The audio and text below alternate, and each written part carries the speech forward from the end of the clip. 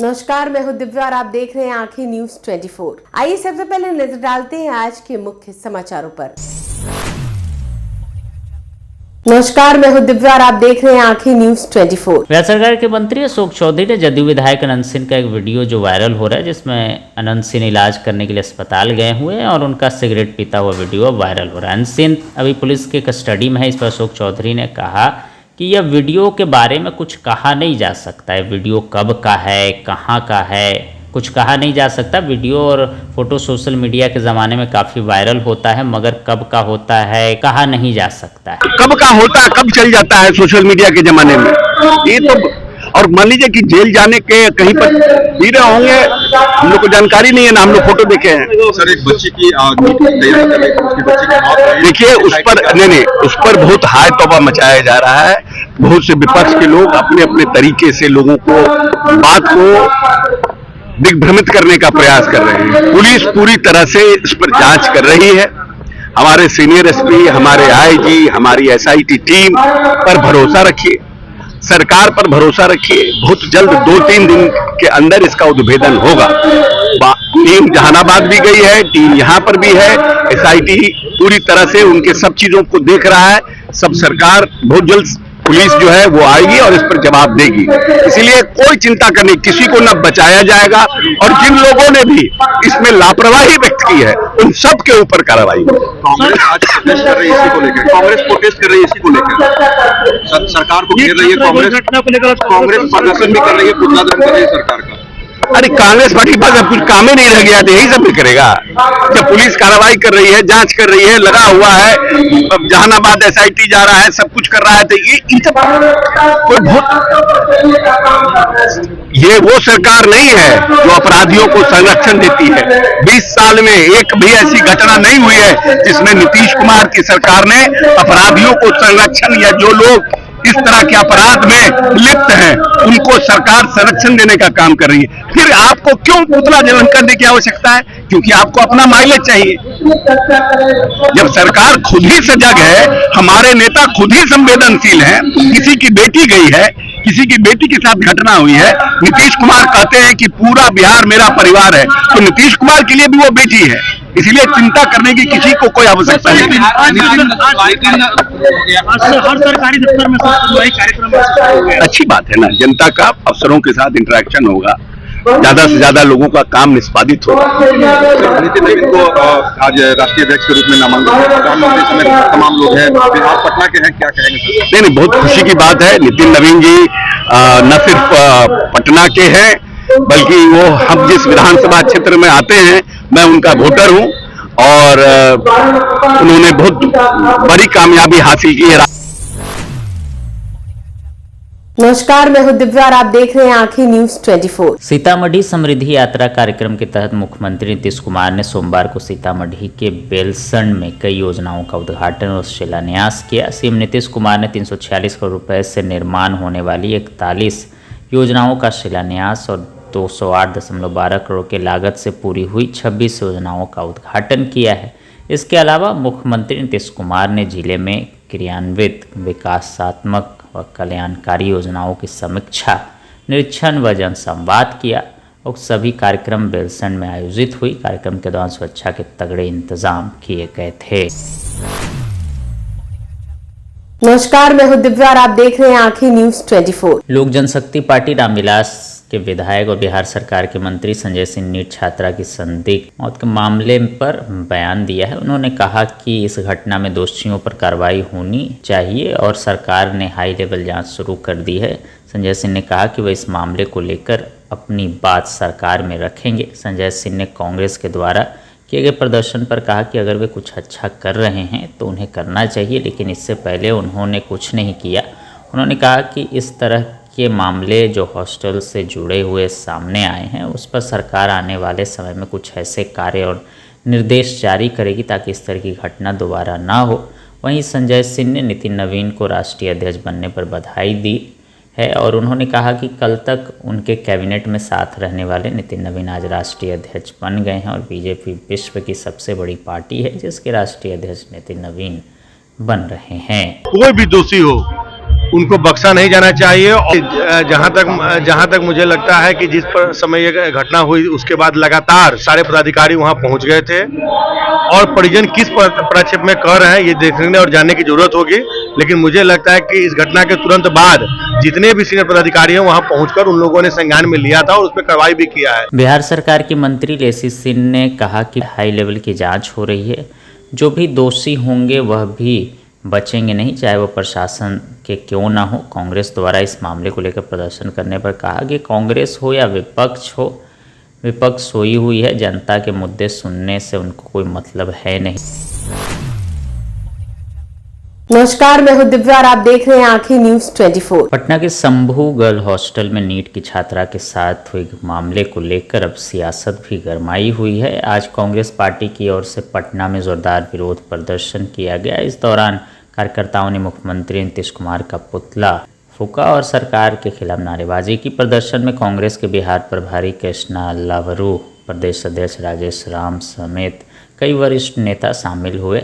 नेताओं ने आरोप लगाया कि घटना के बाद प्रशासन और सरकार देर से जागी है। कांग्रेस ने मांग की कि मामले में शामिल सभी दोषियों पर कार्रवाई हो, चाहे वो कितना भी प्रभावशाली क्यों न हो।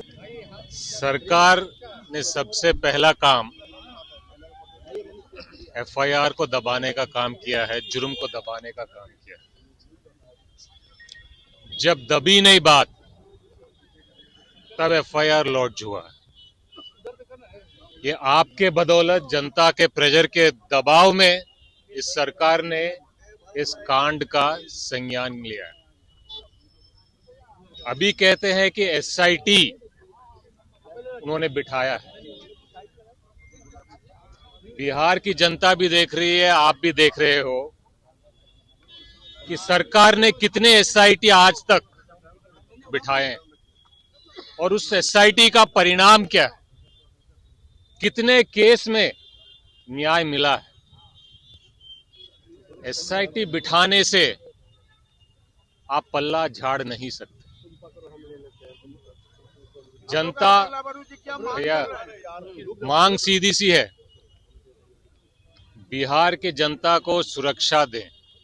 सरकार की जिम्मेदारी है, बीजेपी की जिम्मेदारी है, जेडीयू की जिम्मेदारी है, मुख्यमंत्री की जिम्मेदारी है, गृह मंत्री की जिम्मेदारी है। और अगर कहीं क्राइम होता है तो एफआईआर तुरंत लॉन्च क्यों नहीं होता? एफआईआर लॉन्च करने के लिए जनता को दिक्कत क्यों होती? क्योंकि सरकार क्राइम छुपाना चाहती है, एफआईआर के आंकड़े दबाना चाहती है। इतना बड़ा कांड में एफआईआर दर्ज करने में दिक्कत हो रही है तो छोटी मोटी एफआईआर तो दिक्कत होती ही। कांग्रेस आगे क्या करेगी? कांग्रेस जनता के मुद्दों पे जनता के साथ खड़े होकर जनता के आवाज बनेगी, चाहे वो सड़क हो, विधानसभा हो या संसद। ऐसा नहीं लगता कि आप लोग भी देर से जागे हैं इस पूरे मामले में? हम जागे हैं और हम सड़क पे हैं। देरी तब होती है जब कोई। नमस्कार, मैं हूं दिव्या और आप देख रहे हैं आंखें न्यूज 24। राष्ट्रीय स्वाभिमान दिवस के अवसर पर मुख्यमंत्री नीतीश कुमार ने विधान पार्षद संजय सिंह के सरकारी आवास 22 स्टैंड रोड पर महाराणा प्रताप जी की पुण्यतिथि पर आयोजित कार्यक्रम में दीप प्रज्वलित कर शुभारंभ किया। इस अवसर पर मुख्यमंत्री ने महाराणा प्रताप जी के चित्र पर पुष्प अर्पित कर अपनी श्रद्धांजलि दी और उन्हें नमन किया। इस अवसर पर जल संसाधन मंत्री विजय कुमार चौधरी, जदयू के राष्ट्रीय कार्यकारी अध्यक्ष संजय कुमार झा, ग्रामीण विकास मंत्री श्रवण कुमार, ग्रामीण कार्य मंत्री अशोक चौधरी, कृषि मंत्री रामकृपाल यादव, खाद्य एवं उपभोक्ता संरक्षण मंत्री लेसी सिंह, लोक स्वास्थ्य अभियंत्रण मंत्री संजय कुमार सिंह, जदयू के प्रदेश अध्यक्ष विधायक उमेश कुशवाहा, विधान पार्षद संजय सिंह, विधान पार्षद रीना यादव, विधान पार्षद रविंद्र प्रसाद सिंह, जदयू के राष्ट्रीय महासचिव मनीष कुमार वर्मा, पूर्व मंत्री सुमित कुमार सेन, राज्य नागरिक परिषद के महासचिव अरविंद कुमार सहित अन्य गणमान्य व्यक्ति एवं बड़ी संख्या में लोग उपस्थित रहे। समाचारों में अब वक्त हो चला एक छोटे से अंतराल का। पटना में कई वर्षों से शिक्षा में अहम योगदान दे रहा है Gyansthali high school Alamganj Patna city, जहां 10वीं और 12वीं की बोर्ड परीक्षाओं में 100% अंक प्राप्त कर रहे हैं बच्चे। एक ऐसा स्कूल जहां न केवल होती है पढ़ाई बल्कि साथ ही साथ होती है कल्चरल एक्टिविटी,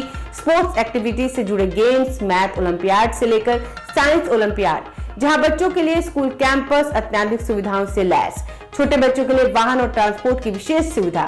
तो देर किस बात की, आज ही कराएं अपना नामांकन Gyansthali high school Alamganj Patna city में, जहां नामांकन की प्रक्रिया जारी है। संपर्क करें पुलिस चौकी Alamganj main road near Alamganj थाना पटना बिहार 800007।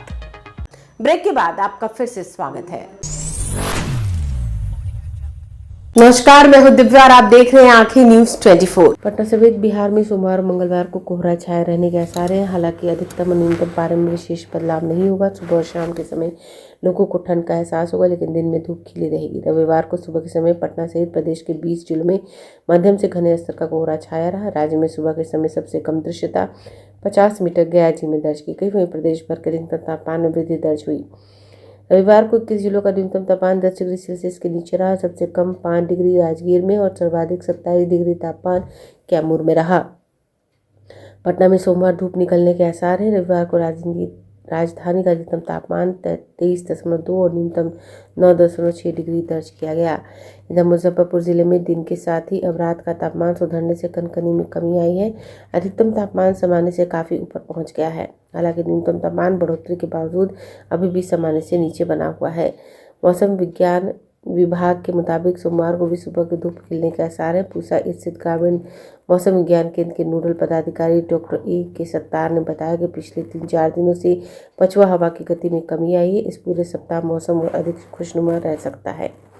पिछले 24 घंटों में अधिकतम तापमान 1 डिग्री चढ़कर 24 डिग्री सेल्सियस रिकॉर्ड किया, जो सामान्य से 3 डिग्री अधिक है। यह इस साल का सबसे सर्वाधिक तापमान है। न्यूनतम तापमान 1 डिग्री की बढ़ोतरी के बावजूद सामान्य से 3 डिग्री नीचे 6 डिग्री रिकॉर्ड किया गया। पूरे दिन औसतन 4 किलोमीटर प्रति घंटे की गति से पछुआ हवा चली। भागलपुर जिले में रात में ओस और सर्द पछुआ हवाओं के कारण ठंड रोज की तरह सताती रही। भारतीय मौसम विभाग के अनुमानों की माने तो रात में ठंड अभी रहेगी। हालांकि 24 जनवरी तक रात में कड़ाके की ठंड से निजात मिलने के आसार हैं। बीते 24 घंटों में दिन का पारा 0.6 डिग्री चढ़ गया, तो वहीं रात का पारा 1.1 डिग्री उछल गया। रविवार को भागलपुर जिले का अधिकतम तापमान 23 डिग्री सेल्सियस और न्यूनतम 8 डिग्री सेल्सियस रहा, जो सामान्य से क्रमशः 2 डिग्री और 0.9 डिग्री सेल्सियस अधिक रहा। नमस्कार, मैं हूं दिव्या और आप देख रहे हैं आंखें न्यूज 24। बिहार के शहरी निकायों में सुनियोजित विकास से संबंधित सभी सेवाएं और जुलाई से ऑनलाइन होगी। इसके लिए सॉफ्टवेयर विकसित किया जा रहा है। साथ ही नगर विकास विभाग भवन नियमावली में लोगों को राहत देने की तैयारी कर रहा है। इसके लिए नियमावली को संशोधित कर व्यवहारिक बनाया जाएगा। नियम उल्लंघन पर जेल भेजने या भारी जुर्माने की बजाय सिविल दंड जैसे प्रावधान लागू होंगे। नागरिकों का जीवन आसान करने के लिए नगर विकास और आवास विभाग ने यह निर्णय लिया है। इससे पहले संबंधित पक्षों से सुझाव लिए जाएंगे। नगर विकास विभाग के प्रधान सचिव विनय कुमार ने शहरों के सुनियोजित विकास पर तारामंडल सभागार में आयोजित कार्यशाला में यह जानकारी दी। उन्होंने कहा कि इससे शहरीकरण को बढ़ावा मिलेगा, इसलिए प्रक्रिया सरल बनाई जा रही है और नियमों में छूट देने के लिए नीति बनाई जा रही है। इसके लिए नए विकास इलाके विकसित किए जाएंगे। अब इस राज्य में शहरीकरण की दर 15.6% है। कार्यशाला में बिल्डर एसोसिएशन, आर्किटेक्ट एसोसिएशन, उद्यमी निकायों के प्रतिनिधियों ने भाग लिया। उप मुख्यमंत्री सह नगर विकास मंत्री विजय कुमार सिन्हा ने कार्यशाला का उद्घाटन किया। इस मौके पर प्रधान सचिव ने कहा, बिहार टाउन प्लानिंग नीति 2025 लागू की गई है। सुनियोजित विकास के लिए और नीतियां बन रही हैं। दूसरे राज्यों में लागू नियमावली का अध्ययन किया जा रहा है। उन्होंने कहा कि शहरों के विकास के लिए जोनल डेवलपमेंट प्लान लागू किए जाएंगे। सरकार से अनुमति लेने की सारी प्रक्रिया सरल बनाई जाएगी। यानी सुनियोजित विकास से संबंधित सेवाएं, नक्शा, एनओसी आदि की प्रक्रिया अगले 6 माह में ऑनलाइन की जाएगी। नगर विकास विभाग का लक्ष्य 1 जुलाई से लागू करने का है। कार्यशाला में पटना मेयर सीता साहू, विभाग सचिव संदीप कुमार कटली, बुडको एमडी अमिनेश परासर, राजीव श्रीवास्तव आदि कई लोग मौजूद थे। अगर आपने अभी तक हमारे चैनल को सब्सक्राइब नहीं किया है तो हमारे चैनल को जल्द से जल्द सब्सक्राइब करें, लाइक करें और शेयर करें। देश और दुनिया की तमाम खबरों को देखने के लिए लगातार देखते रहें आंखें न्यूज़ 24।